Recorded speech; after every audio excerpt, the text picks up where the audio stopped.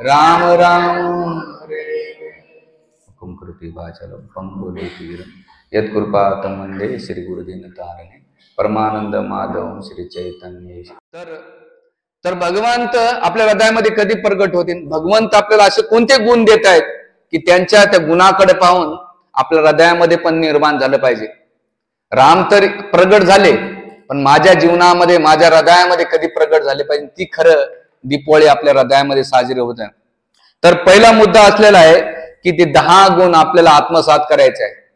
मोठा फेस्टिवल साजरा करणं सोपं आहे, पण माझ्या व्यक्तिगत जीवनामध्ये रामाला एक मागच्या वेळेस मी अभंग आपला श्लोक म्हटला होता, छंद नाही रामाचा तो देह काय कामाचा. छंद लागला पाहिजे, आणि तो छंद कसा लागेल? आपण ते गुणाला आत्मसात केला पाहिजे. तर पहिला गुण आहे भगवान रामचंद्राचा निर्बंध. निर्बंध म्हणजे भगवंतावर कोणी बंधन टाकू शकत नाही. ते स्वराट आहेत, स्वतंत्र आहेत, त्यांना कोणी नियंत्रित करू शकत नाही.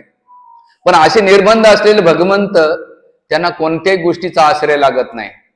भौतिक जगातली कोणतीही गोष्टी त्यांना प्रभावित करू शकत नाही, किंवा एक साधारण जीवात्मा त्याला कंट्रोल करू शकत नाही. पण असे निर्बंध असलेले भगवंत सुद्धा ते जेव्हा ह्या जगामध्ये त्यांना कोण जिंकू शकतंय? ज्याच्या हृदयामध्ये त्यांच्या प्रती प्रेम आहे तेच भक्त भगवंतावर नियंत्रित करू शकतात. ज्याचं प्रेम नसेल तो भगवंताला नियंत्रित करू. जसे यशोदामाई कृष्णाला दामोदर लीलेमध्ये बांधवलं, मोठी मोठी योगी भगवंताच्या मागे लागलेले आहेत, पण यशोदा मैया सुद्धा भगवंताच्या मागे लागलेली आहे. पण योग्याला नाही का हजारो वर्ष तपस्या करून भगवंत भेटत नाही, पण यशोदा मैयाने काही क्षणात कृष्णाला पकडलं होतं. का बरं? यशोदा मैयाचं भगवंताच्या प्रति प्रेम होतं. त्याच प्रकारे निर्बंध असलेले भगवंत त्यांना आपल्याला करायचं, आपल्या जवळ त्यांना अधीन करायचं असेल तर त्यांच्यावर प्रेम केलं पाहिजे. हा पहिला गुण आचार्य सांगतात. म्हणून प्रेम करणं, आणि ते प्रेम कसं असलं पाहिजे? तुमच्या रसानुसार, कोणतेही अपेक्षा रहित, कोणतेही कंडिशन नसल्या पाहिजे, कोणत्या शर्ती आणि अटी नसल्या पाहिजे. निस्वार्थपणे भगवंत तू मला पाहिजे आणि मी तुझा आहे तू माझे येत, ही भावना जर असेल तर ते भगवंत, निर्बंध असलेले भगवंत सुद्धा आपल्या भक्ताच्या अधीन. भगवंत भागवतामध्ये म्हणतात अहम भक्त पराधीन. काय पराधीन आहेत? भगवंताला काही गरज नाही, पण निर्बंधाचा पहिला आश्रय काय? भगवंत. दुसरा मुद्दा सांगतात आचार्य की असे भगवंत स्वराट असून सुद्धा माकडावर आणि वानरावर आश्रित राहिले होते. हा भगवंताचा तिसरा गुण आहे. आणि तिसरा गुण सांगतात ह्या शब्दाचा आचार्य, ते म्हणजे की भगवंताला कोणती अवस्था, परिस्थिती त्यांना विचलित करू शकत नाही. प्रसंग जर पाहायला गेला तर आपण बघू शकतो, परिस्थिती काही येऊ, त्या परिस्थितीत ते हातबल होत नाही. तुम्हाला प्रसंगामध्ये सांगायचं जर झालं तर जेव्हा दशरथ महाराज एक दिवस आरशासमोर गेले, आणि आरशासमोर गेल्यानंतर त्याने कानाच्या इथे पांढरे शुभ्र केस पाहिले. जसे पांढरे शुभ्र केस पाहिल्यानंतर त्यांना तात्काळ वाटलं की मी वार्धाकडे चाललेलो आहे. आणि त्याच वेळेस ते आपल्या राजसभेमध्ये आले, सुमंत्राला म्हटले, वशिष्ठ मुनीला म्हटले की गुरुदेव, मला असं वाटतंय की मनुष्य जीवनाचा काही भरोसा नाहीये, तर माझा जो पुत्र आहे राम, राघव, याला मी नाही करा युवराज पद देऊ इच्छितो. तो तुम्ही चांगला मुहूर्त शोधा. तुम्हाला काय वाटतंय मुहूर्त याच्याबद्दल? 2 प्रश्न विचारतात दशरथ महाराज. एक म्हणजे मला असं वाटतं युवराज पद रामचंद्राला देवा, आणि दुसरा मुहूर्त कधी काढावा. जेव्हा ही बातमी ऐकली तर त्या सभेमध्ये सगळ्यांना आनंद झाला. एवढा आनंद झाला की त्यांना काय वाटलं, अरे आमचे किती दिवसाचं मनोरथ, आमची इच्छा आकांक्षा, आम्ही जे काही पुण्य केलं त्या पुण्याचं फलीभूत असं झालंय की भगवान रामचंद्रला उद्या राजपद भेटणार आहे. ज्या स्त्रिया प्रसन्न झाल्या, का प्रसन्न झाल्या? त्यांना असं वाटायचं की भगवान रामचंद्र मर्यादा पुरुषोत्तम आहेत. आणि आता जेव्हा ते युवराज पद घेतील तर येणारे पुढचे काळामध्ये पुरुष एक पत्नीव्रत धारण करतील. कारण की याच्या पहिले राजा 335 राण्या होत्या, कोणा? दशरथ महाराज. म्हणून प्रजा पण तेवढ्याच बायका करायच्या. आणि मग भगवान रामचंद्र, जेव्हा भगवान रामचंद्र आज पद स्वीकारतील तर प्रत्येक पुरुष एकच पत्नी स्वीकार करेन. आता त्यांना कोणतं टेन्शन, कोणाला काय काय टेन्शन असतं माहित नाही तिथं. पण आचार्य खूप सुंदर विश्लेषण करतायत. आणि म्हणून तिथे राजपद गेल्यानंतर ते सुमंत्राला म्हणतात जा घेऊन ये भगवान रामचंद्रांना. घेऊन आल्यानंतर ते म्हणतात बघ राम, वशिष्ठ म्हणून तिथे एक मुद्दा सांगतात की ज्या भगवंताचं रामचंद्राचं भगवंत तर नव्हते पण त्यांच्या प्रती तेवढं आक्रमण. आणि वशिष्ठ म्हणून म्हटले मूर्त करायची गरज नाही, उद्या अजित मूर्त आहे, सकाळी आपण त्यांचा राज्याभिषेक करू. आणि मग सगळीकडे केल्यानंतर भगवान रामचंद्राला सुमंत्री बोलून घेतात आणि सांगतात की उद्या तुझा युवराज पद देणार आहे. आणि युवराज पद हे दिल्यानंतर भगवंताच्या चेहऱ्यावर कोणताही भाव दिसत नाही. तिथे महर्षी वाल्मिकी एक शब्द वापरतात, निर्मम. काय की आता एखाद्याला जर पद भेटलं तर किती उत्साह येतो, बाप रे बाप. पण भगवान रामचंद्राच्या चेहऱ्यावर अजिबात हावभाव नाही, नुसतं स्मित हास्य करतात भगवंत. कारण भगवंत तिरकाळदर्शी, त्यांना सगळं काही माहित असतं. पण भगवान महर्षी वाल्मिकी काय त्यांच्या चेहऱ्याचे रिडिंग करतात, निर्मम. आणि केल्यानंतर ते म्हटल्या उद्या तू काय कर, उपवास धारण कर, अनुष्ठान असणार, तुझा अभिषेक होईल आणि यज्ञामध्ये तुला बसायचं. भगवंत म्हणले ठीक आहे, हरकत नाही. आणि मग आज्ञा घेऊन वडिलांची आणि गुरुची आज्ञा घेऊन आपल्या महलात जातात. आणि गेल्यानंतर इकडे तुम्हाला माहिती आहे प्रसंग, कोप भवनामध्ये काही गेली आणि तिनं मोठा ते केल्यानंतर रात्रभर त्यांच्यामध्ये खूप काही विश्लेषण आहे. आचार्य गोविंदराज विशेष करून श्री वैष्णवांचे ते म्हणतात हे गजगामिनी, काय काय शब्दाचं वर्णन करतात. मी त्याच्या डिटेल्स नाही जाणार, मुद्द्याकडे येऊया. पण त्यावेळेस सकाळी हे सगळा प्रसंग घडल्यानंतर कोप भवनामध्ये त्यावेळेस काही म्हणते सुमंत्राला बोलवते. सगळे वादक वृंद जाऊन सकाळी दशरथ महाराजाला उठाय गेले. खूप वेळ गेला पण दशरथ महाराज उठले नाही. जे वंदी जन होते ते चिंतित झाले की काय झालं, महाराज का उठले नाही. मग सुमंत्राला पाठवले आणि सुमंत्राने ते दृश्य पाहिल्यानंतर सुमंत्र अतिशय खडसवतात. कोणाला, कैकेयीला. खडसवल्यानंतर तिथे सुमंत्र जाऊन भगवान रामचंद्राला बोलवतात आणि बोलवल्यानंतर तिथे ते बघतात की काय प्रसंग झालाय, की काही पांढऱ्या शुभ्र कपड्यामध्ये आहे. दशरथ महाराज एकदम विशुद्ध अवस्थेमध्ये पडलेले, अतिशय वितुर वातावरण झालेलं आहे. गेल्यानंतर त्यांनी प्रथम आपल्या वडिलांना नमन केलं, आईला केलं, सुमंत्रजीला भगवंताने केल्यानंतर त्यावेळेस निष्ठुर आणि द्वेषाने भरलेली कैकेयी म्हणते हे बघ राघव, काय म्हणते राघव, राम तुझ्या वडिलाच्या दोन इच्छा आहेत. काय इच्छा आहे, पहिली गोष्ट हे जे राज्य आहे जो भरताला देऊन टाक. भगवंत म्हणले हरकत नाही. दुसरं हे तुला आताच्या आता तात्काळ तुला वनामध्ये जायचं. भगवंत म्हटले माया एवढी छोटीशी गोष्ट, किरकोळ छोटीशी गोष्ट आहे, मग वडिलाला एवढा त्रास देण्याची काय गरज. तू मला जर येऊन सांगितलं असतं मी त्या टायमाला निघून गेलो असतो. साधारण गोष्ट आहे की मी 14 वर्ष वनवासाला आणि भरताला द्यायला, मी आज बी द्यायला तयार आहे. त्यावेळेस भगवान रामचंद्राच्या चेहरा काय होतं, स्मित हास्य होतं. आणि काय शब्द अर्थ महर्षी वाल्मिकी, निर्मम. विचार करा, एक साधारण उदाहरण, आता एखाद्या मंदिराचं उद्या अध्यक्ष बनवायचं आहे, तुम्ही मीटिंग घेतली संध्याकाळी, खूप काही झालं, सकाळी सांगितलं नाही नाही मीटिंग नाही, तुम्हाला काही पदावर नाही, तर किती थायटाटात आपण मांडू. नगरसेवक पद असो किंवा मंदिराचा अध्यक्ष असो किंवा सोसायटीचा असो, एक छोटस पद काढायचं तरी माणसाला इन्सिक्युरिटी निर्माण होते. पण भगवंताने एका क्षणात सोडलं, कारण की भगवंत निर्बंध, ते कोणावर आश्रित नाही. म्हणजे भगवंत हे शिकवतात आपल्याला कोणत्याही अवस्थेमध्ये स्थिर राहायचं शिका. रामचरित्र वाचणं ऐकणं सोपं जातंय, पण रामचंद्र आपल्याला शिकवतायत की जीवनामध्ये कोणतीही परिस्थिती आली तर स्थिरता राहिलं पाहिजे. कोणत्या परिस्थितीवर आपण आश्रित नाही राहिलं पाहिजे, तर आपण नाही का त्या परिस्थितीला सांभाळलं पाहिजे आणि मनस्थिती शांत ठेवली पाहिजे. हा भगवंताचा पहिला गुण आहे. आणि दुसरा इथे प्रसन्न भगवंत शब्द वापरलेला आहे की दोन्ही अवस्थेमध्ये प्रसन्न होते. गतोस्मी आणि प्रसन्न अवस्थेमध्ये गतोस्मी या शब्दाचा अर्थ गेले, कुठे, वनामध्ये गेले. आणि फोन जरा सायलेंट करून ठेव जा. 45 मिनिटच असतं प्रवचन, थोडं सायलेंट करून. मंदिरातून एंट्री केली की पहिले फोन बंद करून ठेवायचा, लिंक तुटून जाते, बाकी काही नाही. हा भगवंताचा पहिला गुण आहे. दुसरा गुण आहे क्षमा करणं भगवंताला. क्षमा म्हणजे आता एवढा प्रसंग झाल्यानंतर भगवंताने कैकेयीवर, बाबा तुम्हाला जमत नसेल तर बाजूवाले पण करून घेता का.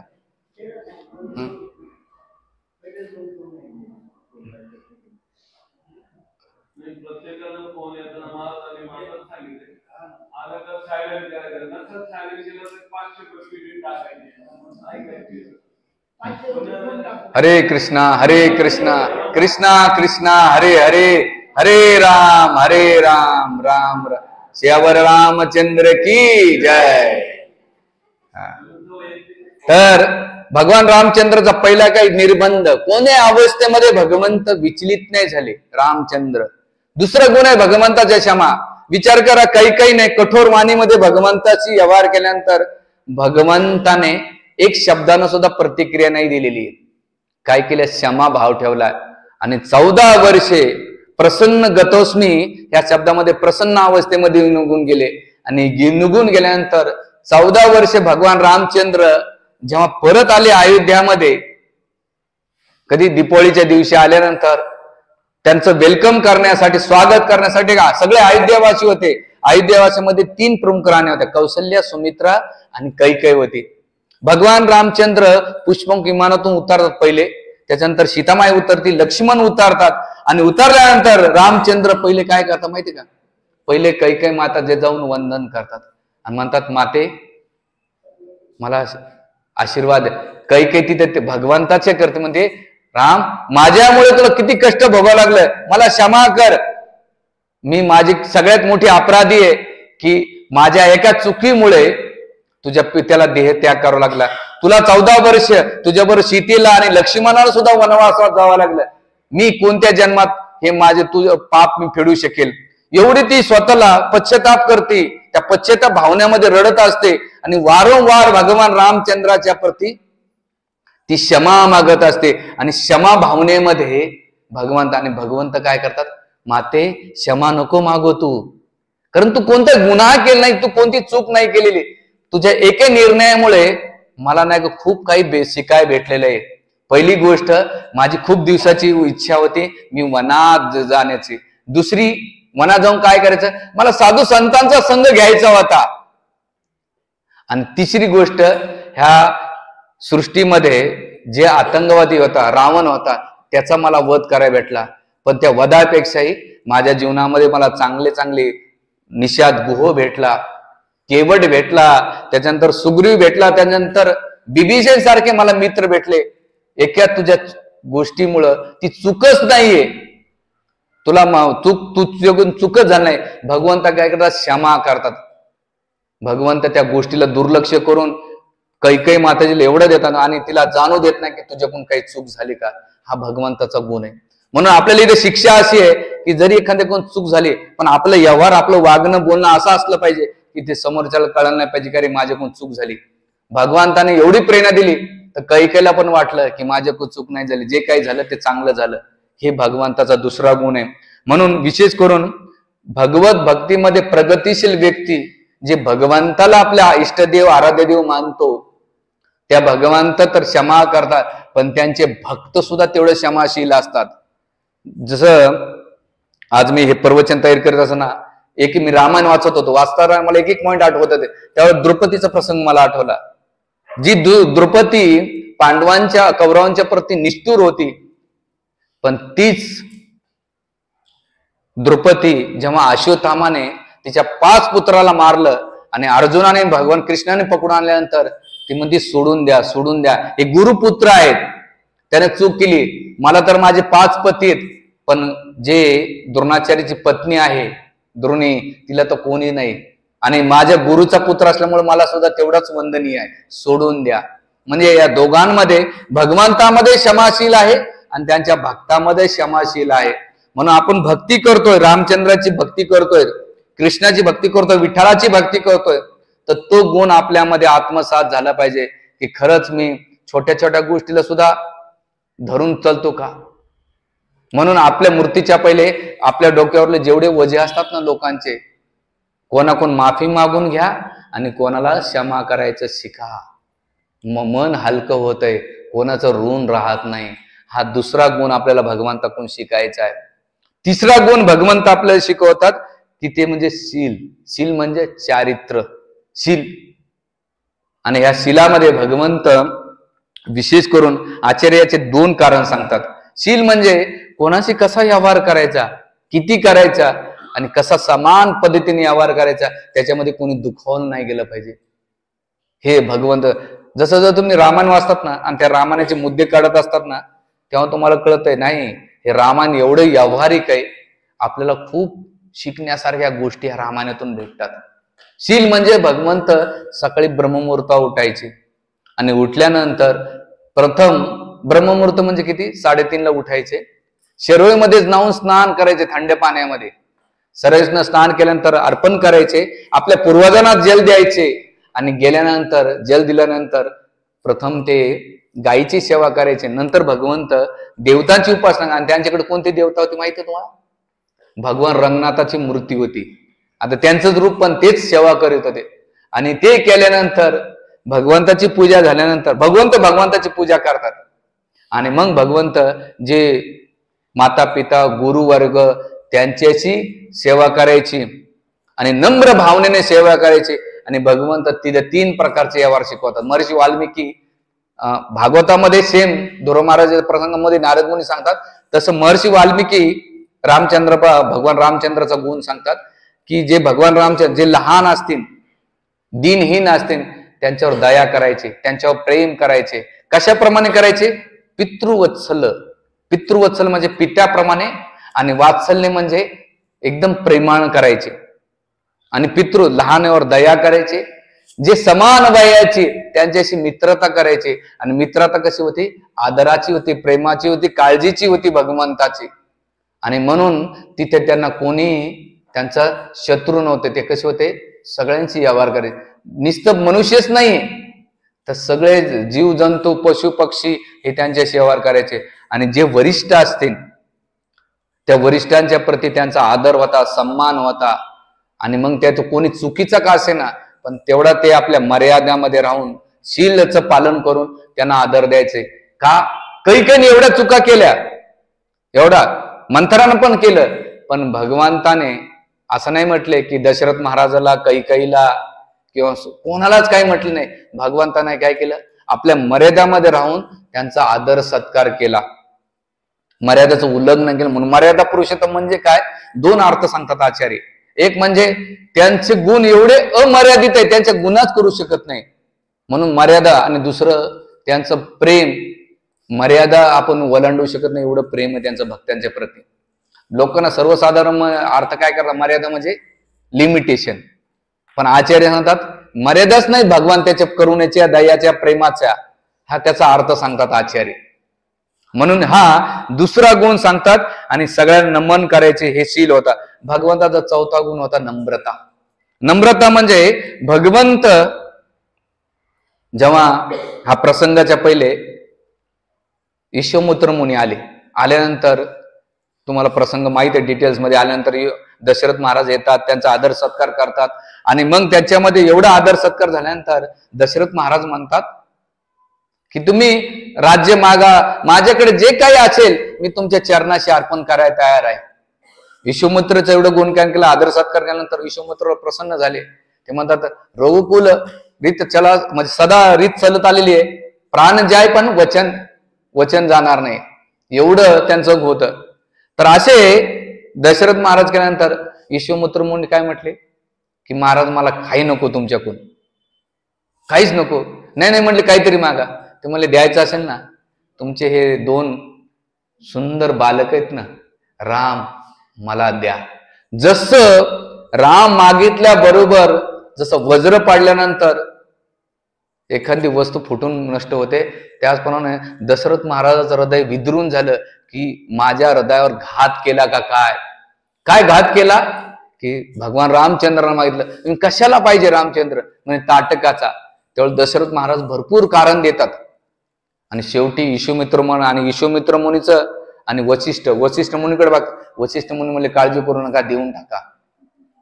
कारण की वशिष्ठ मुनी आणि विश्वामित्र मुनींची दुश्मनी सगळ्यांना माहित होती. आणि वशिष्ठ मुनी रेकमेंड केल्यानंतर दशरथ महाराजांनी देऊन टाकलं.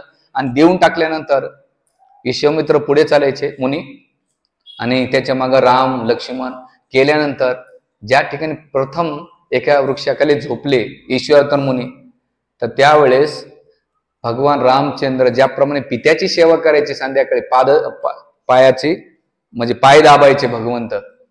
त्याचप्रमाणे पितृ आणि ब्रह्मवादीनं हे शब्द वापरतात. ब्रह्मवादीनं म्हणजे की गुरुप्रमाणे असलेले विश्वामित्र मुनी गुरुच होते, त्यांची रात्रभर सेवा करायची. आणि कशी सेवा करायचे? एक साईडनं लक्ष्मण बसायचे आणि एक साईडनं राम बसायचे आणि रात्रभर सेवा करायचे. हजारो योगी भक्त सगळे जीवात्मा त्यांची सेवा करतायत, पण ते पूर्ण पुरुषोत्तम भगवंत कोणाची सेवा करतायत?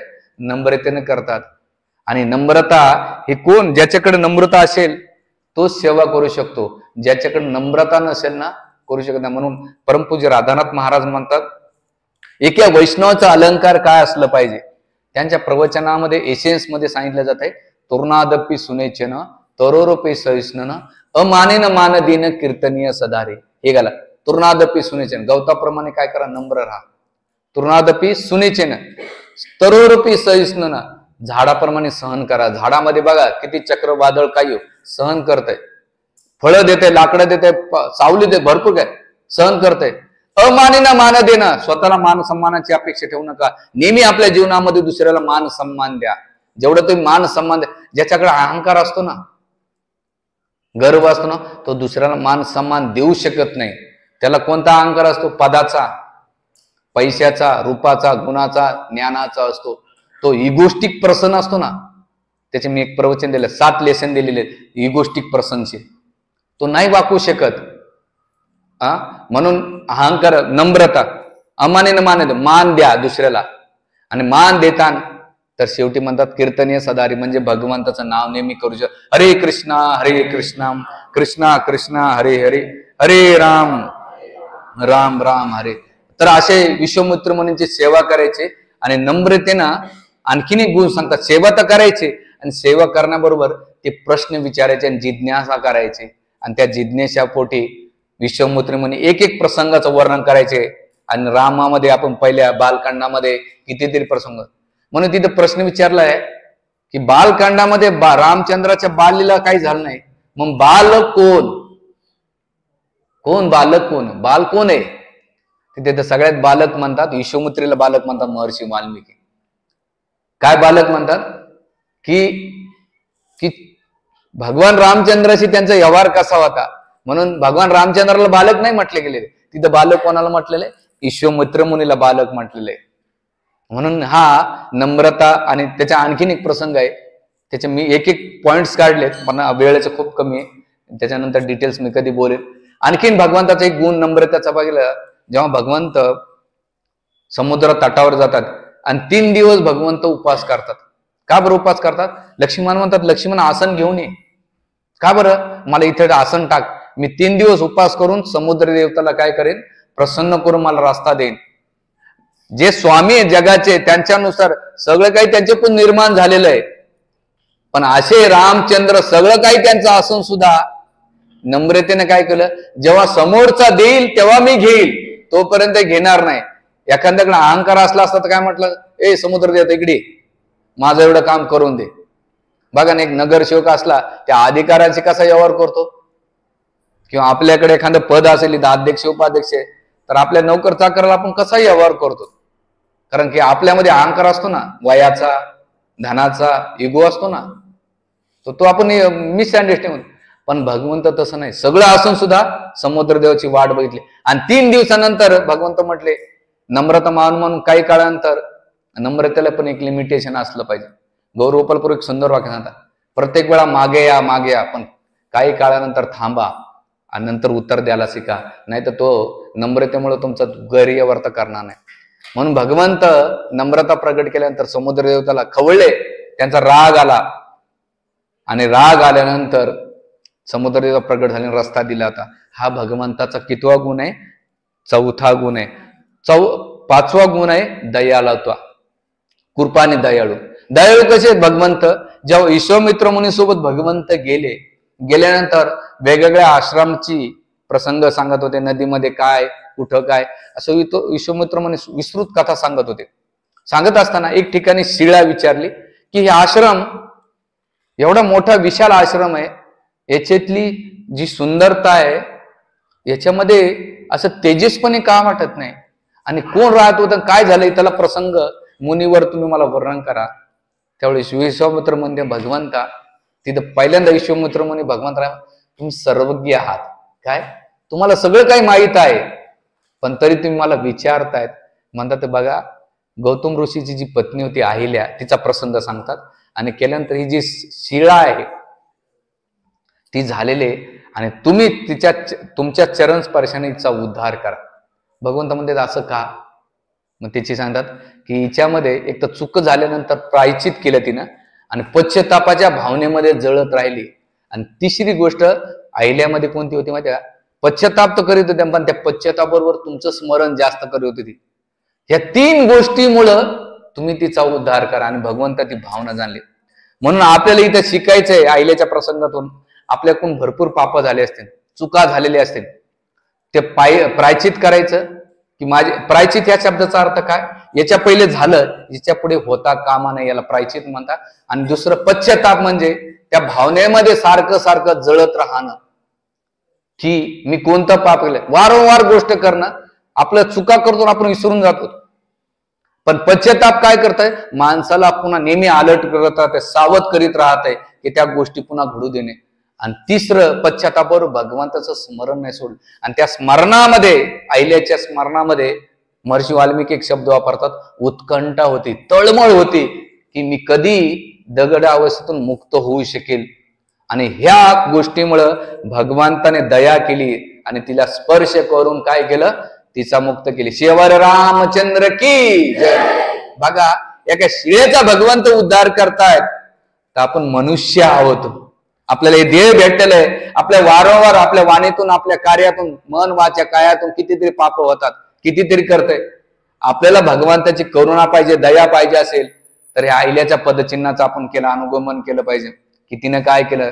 तर दयाळू दिसलं भगवंताचा. दुसरा गुण आहे भगवंताचा, दयाळू आहे. दुसरा प्रसंग तर जटायचा. कसा तो जटायचा? की जे दशरथ महाराजाला भाग्य लाभलं नाही, ते भाग्य कोणाला भेटलं? जटायूला भेटलं. का? तर अंतिम संस्कार दशरथ महाराजाचे भगवंतांनी नाही केलं. त्यांना जेव्हा बातमी कळेल ते गेले नाहीत. नाही म्हटले, एकदा मी वचन घेतलं, आता मी माझ्या जिम्मेदारी, जे कर्तव्य आहे, वचन दिलं, मी त्या वचनाचं पालन करेन. आणि अंतिम संस्कार कोणी केले? भगवंताने जटायूचे केलेले. म्हणून आचार्य सांगतात की दशरथ महाराजांपेक्षा दयाळू भगवंताने कोणावर केली? जटायू केली. काय दिली? दयाळू कोणता पणा? तर जटायूला म्हटले का आता हे शरीर सुटल्यानंतर तू साक्षात साकेत धामात जाऊन, नाही का, जे साकेत धाम आहे, अयोध्या धाम, त्या ठिकाणी नित्य निवास करशील, शाश्वत काळापर्यंत निवास करशील. हे भगवंताची दया. याच्यापेक्षा भगवंताची दया आणखीन काय होऊ शकते? आणि जेव्हा युद्धामध्ये काय झालं माहिती का? भगवंताच्या युद्धामध्ये कोणी असं जाऊ शकत नाही हो. ज्याचं पुण्य असेल तोच युद्ध करू शकतो. आणि जेव्हा ते देहत्याग करत होते, तर देहत्याग करत असताना एकच होते, रामचंद्र. सगळीकडे त्यांना राम राम दिसायचे. आणि रामाचं स्मरण करत, दर्शन करत देहत्याग केला, तर भगवंताची करुणा नाही तर दया नाही तर काय हो. म्हणून महाभारताच्या युद्धामध्ये महर्षी वेदव्यास, आता मी महाभारताचे 8 खंड वाचतोय, त्याच्यामध्ये मी जेव्हा हे वाचलं तर कौरवाकडे सगळ्यात जास्त लोक का जमा झाले माहिती आहे तुम्हाला? त्याचं कारण मला पहिल्यांदा प्रश्न वाटला की दुर्योधनामध्ये असा कोणता गुण पाहिला या लोकांना? बाबा, कोणता असा गुण पाहिला की सगळे लोक त्यांच्या प्रती गेलेले? तर सगळ्या त्याच्यातले अर्धे लोक स्वार्थी होते. कसे स्वार्थी होते माहितीये? ते हे विचार करत होते, आम्ही कौरवाच्या बाजून लढता आम्ही जेव्हा युद्ध करू, आम्हाला समोर मारला नाही, तेव्हा आमचं दर्शन भगवान कृष्णाचं दर्शन घेता घेता देह त्याग करता येईल म्हणून सगळे लोक कौरवाच्या बाजूने युद्ध करत होते. आणि मग त्याच्यामध्ये कौरवांचं काही प्रेम नव्हतं त्यांना. त्यांचा स्वार्थ काय होता? की भगवंताचं रूप पाहता पाहता आम्हाला देह त्याग करता येईल, हे भाग्य त्याने समजलेले. आणि ही भगवंताची दया आणि करुणा आहे. त्याच्यामध्ये पण भरपूर कॅटेगरी होती. कोणाला ब्रह्मज्योतीमध्ये विलीन व्हायचं, कोणाला स्वर्गात जायचं, कोणाला वेगळ्या. त्याच्यात महर्षी वेदव्यास नाही का प्रत्येकाची चेतना सांगतात. कोण कुठं गेलं, कोण कुठं, कोणी ब्रह्मलोकात गेलं, कोणी सत्यलोकात गेलं, कोणी स्वर्गात गेलं, कोणी गंधर्व लोकात गेलं, कोणी अप्सराच्या लोकांमध्ये गेलं, कोणी पितृलोकामध्ये गेलं. सगळेजण आपल्या इच्छा आणि आकांक्षानुसार गेले. आणि भगवंत काय करत? दर्शन तर देत होते, पण त्याच्या मनातला मनोभाव समजून नाही का त्याला ते गोष्टी वांछित गोष्ट प्रदान करीत होते. म्हणून महर्षी वेदव्यास खूप सुंदर क्लिअर करतात, भक्ती करताना, देह त्याग करताना, भक्ती जीवनभर जरी करीत असाल, जप जरी करीत असाल, दर्शन जरी घेत असाल, पण तुमच्यामध्ये देह त्याग करताना जर ती भावना जी असेल ना, भगवंत ती वांछित गोष्ट तुम्हाला प्रदान करतात. हे जेव्हा मी वाचलं, माझ्या पायाखालची जमीन सरकली की भक्ती म्हणजे नग्न तलवारी सारखी एकदम इकडं थोडीशी जरी चेतना दूषित झाले रे झाले, भगवंत म्हणतात भाऊ तुझी काय इच्छा आहे. जसा कॅमेरा असतो ना, तो म्हणतो स्माईल, तुमचा जो चेहरा असेल तेवढाच फोटो क्लिक होतो. नंतर तुम्ही म्हणता नाही आता तोंड वाकडं करा, कोणा हसा, नाही होत. एकदा फोटो निघाला विषय संपला. तसं देह त्याग करताना जी चेतना असेल, भगवंत म्हणते विषय संपला, तू जी इच्छा केली त्यानुसार तो होते. म्हणून त्याच्यावर एक प्रसंग नंतर घेईन मी, पण इथे भगवंताची करुणा दया आणि शेवटी स्मरण करीत. हा भगवंताचा पुढचा गुण आहे स्नेह. स्नेह म्हणजे प्रेम करणं भगवंताचा. भगवंत स्नेहाचे दोन प्रकार सांगतात, एक म्हणजे पारिवारिक स्नेह भगवंताचा आणि दुसरं भगवंत जे भक्त आहे त्यांच्यावरती. पारिवारिक स्नेह म्हणजे काय, भगवंताचं एवढं प्रेम होतं, स्वतःच्या इच्छा आकांक्षा पद या गोष्टीपेक्षा भगवंताने आपल्या परिवारातल्या लोकांना जास्त किंमत दिली, त्यांना प्रत्येक गोष्ट प्रोव्हाइड केली. जर पाहिलं गेलं, वास्तविक पाहिलं गेलं तर कैकेयीने भगवंताला सांगितलंय, काय सांगितलं, बघ हे राम, तुझ्या वडिलांची इच्छा आहे, काय इच्छा आहे की तू वनवासात जावं आणि हे राज्य कोणाला द्यावं, भरताला द्यावं. भगवंताने एक शब्द उच्चारला नाही की तुमच्या दोघांचा प्रॉब्लेम आहे, आम्हाला कशाला हे करतात. किंवा भगवान वडिलाला विचारलं का हो पिताश्री, खरंच तुम्ही वचन दिले का, नाही. भगवंताने काय केलं, का ते दोघांची इच्छा आहे ना, सॅक्रिफाईस केलं, त्याग केला भगवंताने. भगवंताने वस्तूपेक्षा व्यक्तीला किंमत दिली. माझ्या एका गोष्टीच्या त्यागामुळे समोरचा जर आनंदित होत असेल तर मी कोणतेही संकट झेलायला, समस्या झेलायला मी तयार आहे. पण माझ्या संकट समस्यामुळे समोरचा आनंदी होत असेल ते मी ते का करू नये. भगवंताने एका क्षणात सोडलं आणि सोडल्यानंतर ते स्नेह कोणासाठी सोडला, माता पित्यांसाठी सोडला. आणि कौशल्य माताला जाऊन सांगताना, हे जेव्हा प्रसंग वाचत होतो मी, रामायण मला आता खूप, मी 2-3 प्रकारच्या रामायणाच्या काही प्रती घेतल्यात, मला ते खूप कौशल्याकडे जाताना भगवंत म्हणतात ना, असं सांगताना म्हणतात की आज माझ्या वडिलांना सगळ्यात माझी आवडती गोष्ट दिली. काय दिली म्हणली कौशल्याला, 1000. ते म्हणले एक आहे, माझ्या वनातलं मला राज्य दिलं, मला भरताला इथलं राज्य दिलं, पण मला वनातलं राज्य भेटलं. तर काही आपलं कौशल्याला दुःख झालं. काय दुःख झालं की वनातलं राज्य काय. भगवंत म्हणते की वनात गेल्यानंतर जास्त डोक्याला ताण नसणार आहे, मला साधू संघांचा संघ भेटल, मला सत्संग ऐकाय भेटल, त्यांची कथा ऐकाय भेटल. आणि हे माते मी आता जाईन, आता येईन आणि तिथे जाऊन काय करणार आहे, मला संतांचा संघ करायला भेट. आणि मला हे सगळ्यात मोठं राज्य आहे. या राज्यामध्ये सगळ्यांचं दिवसभर राजकारण करणं, युद्ध करणं, पॉलिटिक्स याच्यामध्ये मी अडकून पडलो असतो. पण आज माझ्या वडिलांनी मला सगळ्यात मोठी आवडती गोष्ट दिली. काय दिली, वनातलं राज्य दिलं. काय भगवंताची चेतना आहे, बाप रे बाप, आपण कल्पनाच करू शकत नाही, विचार पण आपल्या बुद्धीत येऊ शकत नाही. कारण की हे भगवंताचा स्नेह होता. आणि मग भगवंत गेले, वनात जात असताना त्या चेतनाची एक प्रतीक आहे की त्याने आपल्या भावासाठी, आपल्या आईसाठी, वडिलांसाठी एका मिनिटात सगळं सोडलं. कारण की त्यांनी आपल्या जीवनामध्ये व्यक्तीला नाही का किंमत दिली. दुसरं, वनामध्ये जात असताना भगवंत त्यांच्यासोबत ज्याने आपल्या सोबत आले, कोण आले, सीतामाई आली, लक्ष्मण आले. याच्या व्यतिरिक्त भगवान रामचंद्र बरोबर अवधवासी सुद्धा आले होते.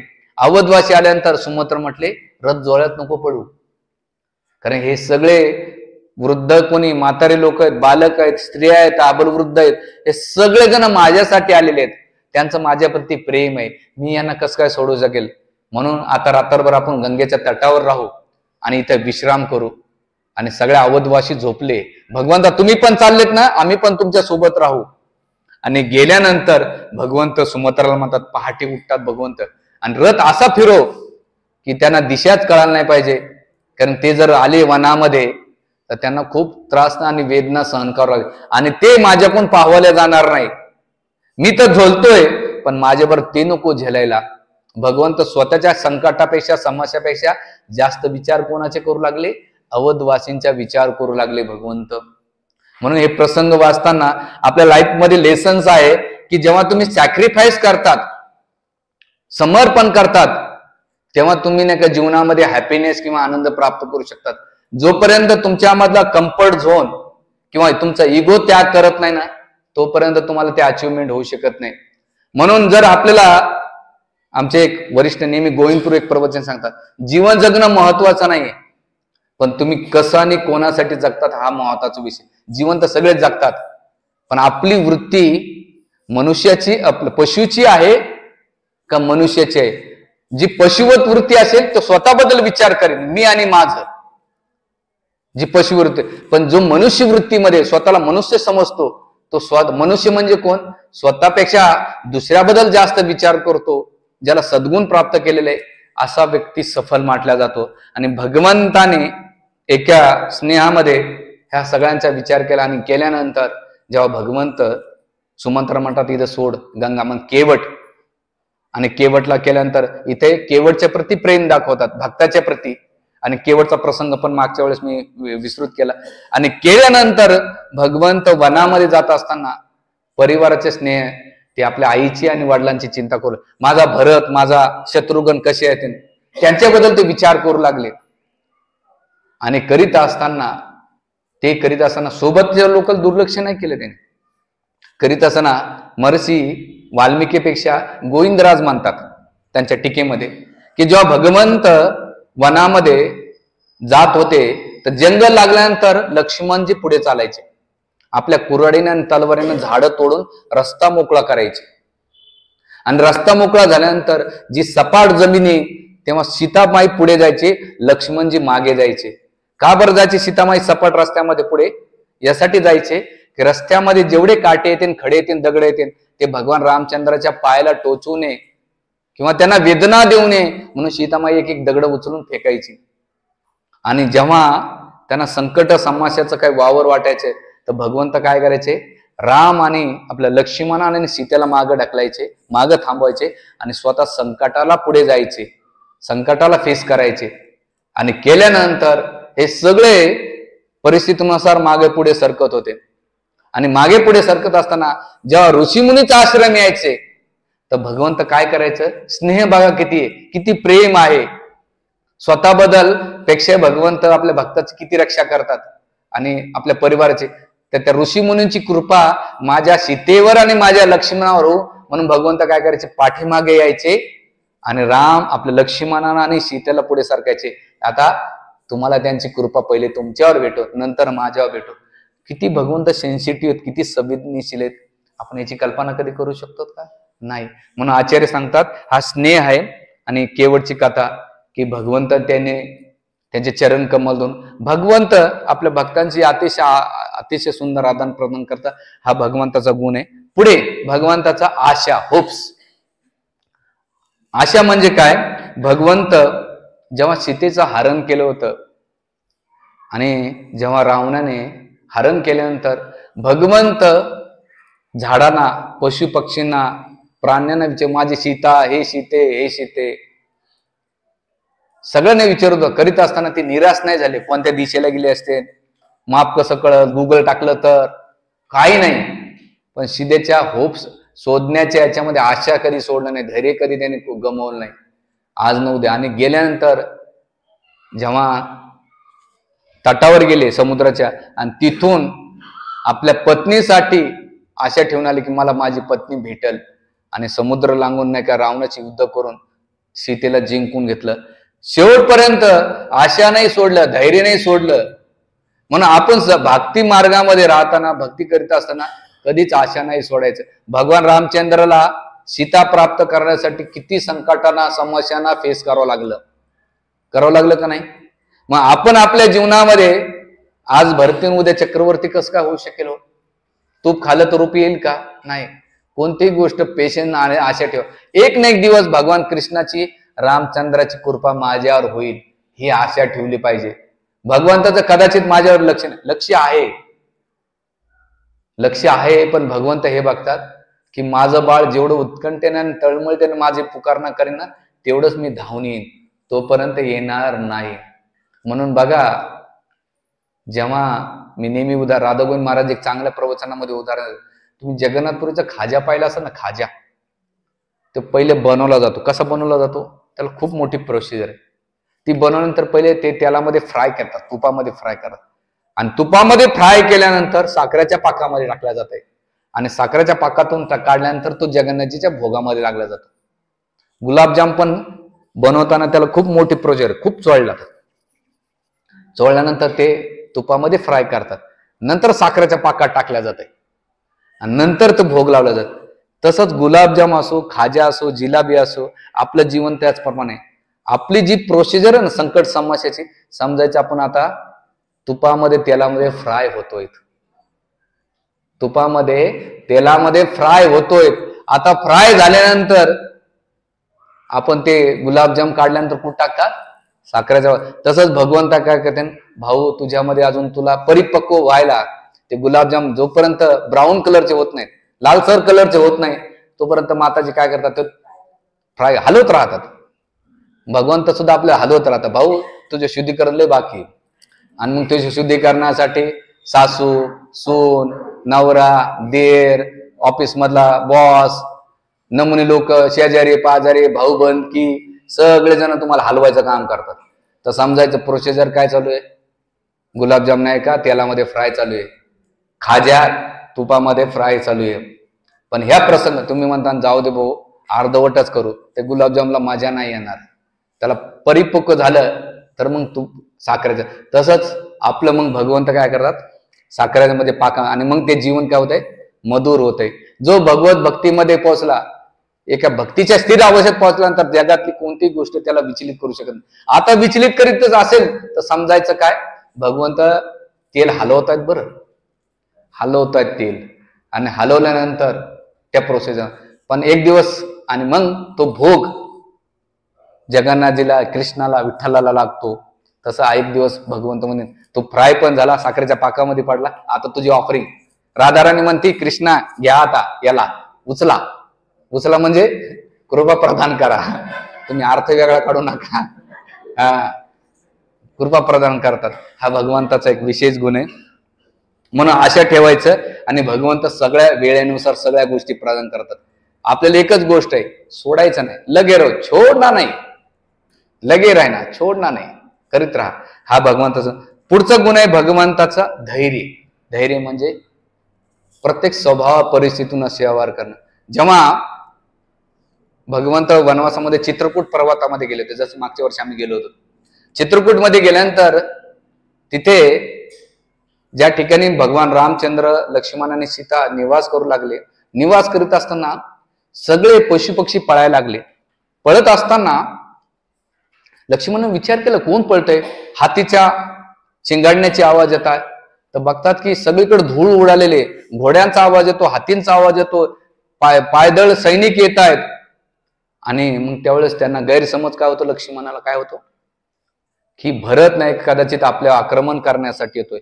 आणि त्यावेळेस एवढे उत्तेजित होतात लक्ष्मणजी, काय उत्तेजित होतात? मी आताची आता भारताचा वध करीन आणि तुम्हाला राज्यावर बसवीन. भगवंत म्हणतात शांत, कूल डाऊन, शांत हो, चिडू नकोस, तुला पाहिजे. आणि भगवंत एक शब्द वापरतात, तुला एवढीच हौस असेल तर मी भारताला इथं ठेवून घेतो आणि तुला राज्यावर अयोध्याला बसवतो. तेव्हा लक्ष्मणजी काय करतात? हाय टेम्पो झाले लक्ष्मण शांत होऊन बसतात. ते म्हणतात तू जसा विचार करतोयस ना भारताबद्दल, तसा माझा भरत नाहीये, तू गैरसमज नको करू भारताबद्दल. आणि मग शांत केल्यानंतर भरत महाराज येतात, आणि केल्यानंतर ह्या दोघांमधल्या स्वभावाचं, धैर्याचं सांगतात. भगवान रामचंद्र धैर्यशील होते, आणि लक्ष्मणजी कसे होते? एकदम उत्तावळ्याने, एकदम अशा चिडणारे स्वभावाचे होते. दुसरा प्रसंगचा धैर्याचा, समुद्र देवताच्या प्रसंगामध्ये भगवंत लक्ष्मण म्हणतात 3 दिवस उपवास करायचे, काय करायचे भगवंता तुम्हाला? एक बाण मारला तरी काम होऊन जाईल. भगवंत म्हणतात Lakshman cool down, Jennifer relax, शांत शांत व्हा. लक्ष्मण नेहमी भगवंत हा दोघांचा स्वभाव. आणि तिसरा स्वभाव विशेष करून जेव्हा वालीचा वध केला आणि वालीचं राज्य सुग्रीला दिलं, आणि सुग्रीव एवढा हावरट होता, कितीतरी दिवसाचा उपाशी होता भोगाच्या प्रती. भगवंत चातुर्मासाच्या काळामध्ये एका पर्वताच्या गुफेमध्ये राहिला आणि हा सुग्रीव इंद्रिय भोगामध्ये एवढा लिप्त झाला, माकड होतं, काम वासनेनं एकदम येडपिसा झालेलं होतं.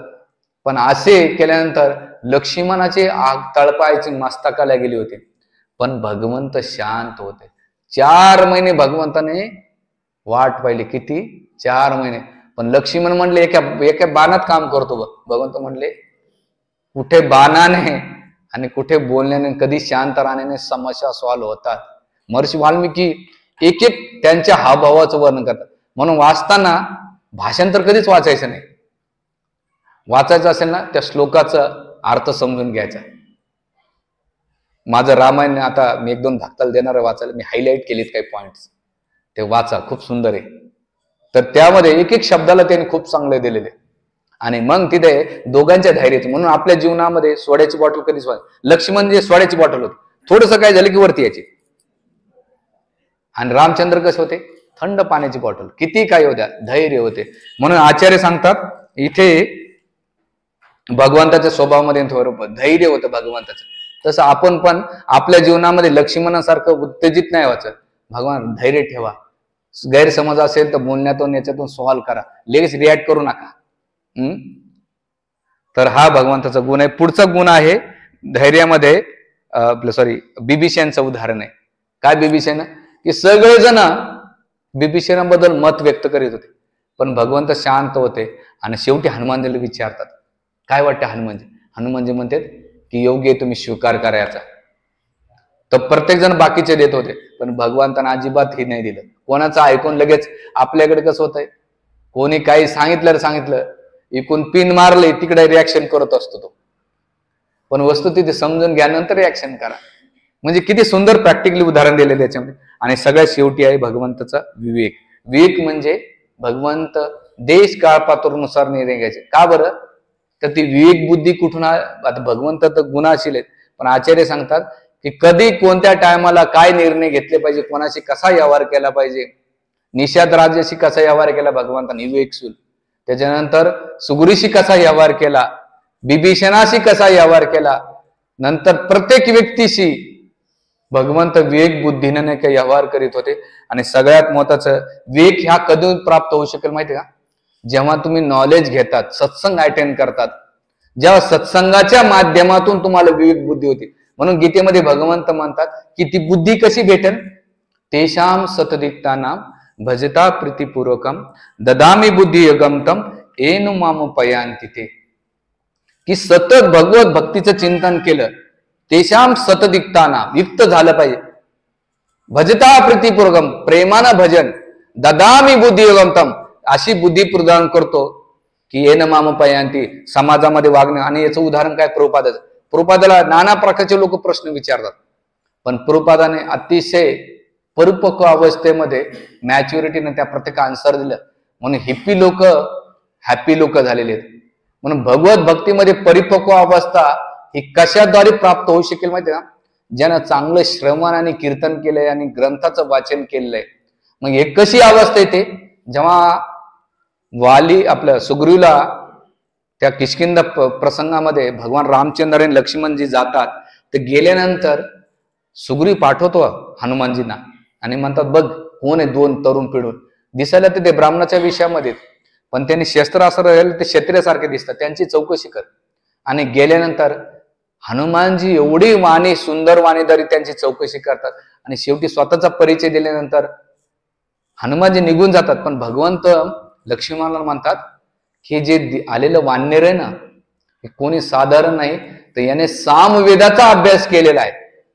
आणि एक चांगला दूत कसा असला पाहिजे, या वानराप्रमाणे असला पाहिजे, केसरी नंदन सुग्रीव दूत, की याने कोणत्या शब्दामध्ये जोर दिला पाहिजे, कोणत्या शब्दामध्ये लोपणा आला पाहिजे, याचं एक एक शब्दाचं तंतोत केलंय. याचा अर्थ यानं सामवेदाचा विस्तृत अभ्यास केलेला आहे आणि याने विवेक पद्धतीने आपल्याला जिंकण्याचा प्रयत्न केलेला आहे. भगवंत त्याच्या विवेकाची, हनुमानजीच्या विवेकाची काय करतात तिथे लक्ष्मणाला सांगतात. आणि ज्या व्यक्तीच्या जीवनामध्ये हनुमान जर का दूत असेल त्या राजाचं, त्या व्यक्तीचं जीवन सफल झालेलं आहे. आणि असं आपल्याला दूध भेटलं तर किती चांगलं होईल. असं भगवंत अप्रत्यक्षपणे लक्ष्मणाला हिट देतात तिथे. म्हणून हे विवेक बुद्धी भगवंत विवेकाचं वर्णन करतात. आणि सगळ्यात शेवटी भगवंताचा 10वा गुण निग्रह, 11वा गुण निग्रह म्हणजे भगवंताचे इंद्रिय संयम होते. भगवंताला ते काही आपलं मनुष्य जे शरीर भेटलेलं आहे ते रजगुण आणि तमोगुणामुळे आपल्या इंद्रियामध्ये वेग येत असतो. रजगुण आला तर आपल्याला प्रत्येक गोष्टीचे नाही का आय वांट. रजगुण म्हणजे काय, माझंच आहे पण तुमचं पण माझं आहे. आणि प्रत्येक गोष्ट जर मनाचे विरोध झाली त्या क्रोधित होणं, त्याच्या रिॲक्शन्स करणं, हे रजगुणाचं लक्षण. आणि तमोगुण म्हणजे काय, आळसी, आजचं काम उद्या, उद्याचं काम परवा, परवाचं काम चाल ढकल करणं. समजायचे रजगुणाच्या व्यक्तीचं काय की त्याला इच्छा, आकांक्षा, मान सन्मान, प्रतिष्ठान, पैसा याच्या मागे लागला असतो. आणि तमगुणा व्यक्तीचं लक्षण काय की काम करण्याच्या प्रत्येक गोष्टीमध्ये आळस. तमोगुण म्हणजे त्याला काही घेणे देणे नाही, आपल्या दुनियामध्येच मस्त असतो. आग लगे बस्ती में बाबा अपने मस्ती में. तिकडे दुनियादारी काय जाओ जाऊ, मी माझ्या दुनियात जगणार. हे तमोगुण रजगुणाचे. पण भगवंत रजगुण तमगुणाच्या पलीकडे, सत्वगुणाच्या पलीकडे विशुद्ध सत्व, वासुदेव तत्व भगवंतामध्ये की त्यांना कोणत्याही इंद्रियानं प्रभावित होत नाही. ते क्रोधावर, काम, क्रोध, लोभ, मद, मात्सर्य या सगळ्या गोष्टीवर त्यांनी नियंत्रण केलेले आहे. आणि भगवंत आपल्याला शिकवतात की आपल्याला सुद्धा आपल्या जीवनात प्रगती करायचं असेल तर इंद्रिय निग्रह करणं गरजेचं आहे. इंद्रिय निग्रह म्हणजे काय की कानानं काय ऐकलं पाहिजे. कानाने एकच ऐकण्यासारखी गोष्ट आहे, ते भगवान रामचंद्राच्या नावाचा जप. हरे कृष्णा कृष्णा कृष्णा हरे हरे, हरे राम राम राम हरे. कानाने भगवंत. जिभेना बडबड करायची सवय ना, बडबड बडबड बडबड किती करतात. राजकारण, समाजकारण, गलीत काय चाललंय, कोण उभा राहणार आहे, यानं काय केलं, त्यानं काय केलं, शेजारी पाजारी काय चाललंय, नुसतं किती बडबड करतो. वाणीचा वेग, ती वाणी केवळ भगवंताच्या गुणगानासाठी. एकतर मी 7-8 वर्षापूर्वी वृंदावन मध्ये गोवर्धन परिक्रमाला गेलो होतो. ब्रह्मकरण करताना मी, मुकुंदरस प्रभू, आम्ही एक कर्नाटकचा हरिदास ठाकूरपूरचा ग्रुप होता, त्यासोबत गेलो.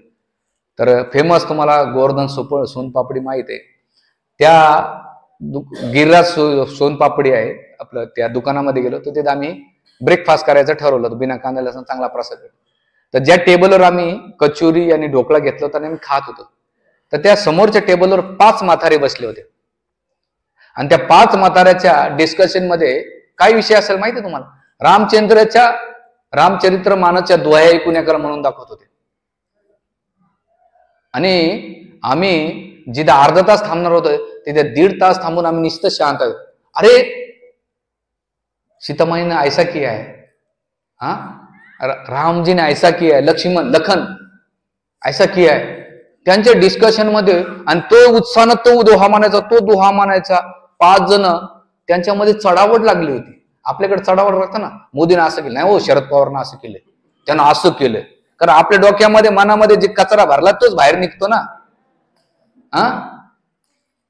किंवा गलीत कोण चाललंय, याचा पोरगा काय करतो, त्याची सून काय करते, गलीतल्या माऊली त्या काकू काय करतात, हे काय करतात, दिवसभर जे पाहतो ऐकतो तेच बडबड करणार. पण त्या लोकांनी जीवनभर रामचंद्रचं एवढं केलं की त्या 1.5 तासामध्ये मी, मुकुंदरस शॉक लागला. अरे बाप रे. मग ते बी गोवर्धन मध्ये कृष्णाची लीला सोडून रामचंद्रची लीला. आणि आम्ही ढोकळा खाता खाता प्रसाद बी खाल्ला आणि कथा बी ऐकायला भेटली. म्हणलं झालं, आपलं जीवन धन्य झालं. म्हणून वाणीनं भगवंताचं, डोळ्यानं भगवंताचं रूप बघा, त्याच्यानंतर पायाने भगवंताची यात्रा करा, हाताने हे मंदिर कोण्या मंडळाचं नसन, माझं आहे, मंदिर मार्जन करा. नरेंद्र मोदीने झाडू पोचा मारला, तुम्ही मारला का? कोणी नाही मारला. इगो आहे ना आपला. आपलं वय वाढतंय पण वैराग्य वाढत नाही, इगो नाही जात. कस काय भगवंत प्राप्त होते. आणि ज्याला नम्रता असेल तोच करू शकेल, नाही करू. तुम्हाला महाराज कांटो असतात का? नाही. माझं जरी प्रवचन कडू असेल, औषध कडू असलं, पण इलाज आमकाच होत आहे. पहिल्यांदा बाबा असा की पैसे देऊन प्रवचन करावं लागतं. इथं बाहेर असं आहे प्रवचन झाल्यानंतर लक्ष्मी भेटते. तर सांगायचा मुद्दा असा आहे की हळूहळू हे इंद्रिय निग्रह केला पाहिजे. आणि इंद्रिय निग्रह केला तर तुम्ही इंद्रियांना निग्रह कसा करता, तर या भगवंताच्या सेवेत लावा, त्यांची सेवा करा, समर्पित व्हा. तेव्हा आपल्याला जीवनामध्ये भगवान रामचंद्र रामलल्ला अयोध्येमध्ये प्रगट झाले, तेव्हा आपण हे सगळे गुण आत्मसात केले. भगवंताचे एक एक गुण जर घेतला तर आपल्या हृदयामध्ये सुद्धा भगवंत रामलल्ला प्रगट व्हायला वेळ लागणार नाही. म्हणून आपण अशी भगवान रामचंद्र, सीताराम, लक्ष्मण यांच्या आणि हनुमानजीच्या विशेष चरणी प्रार्थना करूया की हनुमान राया, तुमच्या मनामध्ये, तुमच्या कायामध्ये, रोमरोमानामध्ये रामचंद्राचं तुम्ही स्मरण करतायत.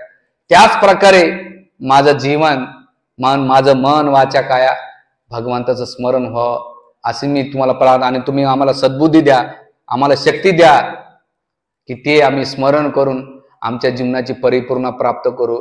आज जसं मी एक इंटरव्ह्यू मला एकाने पाठवलं होतं, एका व्यक्तीला मुंबईच्या कांबळे परिवार आहे, त्यांना 11 कपलमध्ये अभिषेकाला बोलवल्यानंतर त्यांची प्रतिक्रिया घेण्यात आली. ते म्हणले की आमच्या कुळाचा आज उद्धार झाला, आमचं जीवन धन्य झालं की भगवान रामचंद्राने आम्हाला निवडलं त्यांच्या पूजेसाठी.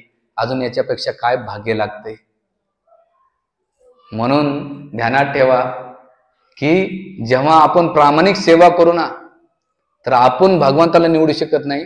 तर तुम्ही प्रामाणिक भक्ती केली आणि सेवा केली तर भगवंत आपल्याला निवडतात. आणि ते निवड करण्यासाठी आपली तळमळता आणि उत्कंठा, कोणी करू न करू हा ज्या त्याचा विषय, पण मला व्यक्तिगत करायचं आहे. कारण भगवंत, तुम्ही जे खाल्लं तुमचंच पोट भरणार आहे. मी दुसऱ्यानं खाल्लं तर तुमचं पोट भरणार का नाही. मी जर भक्ती केली, मी जर सेवा केली तर ती कृपा मला भेटेल आणि भगवंत मला स्वतः बोलवतील.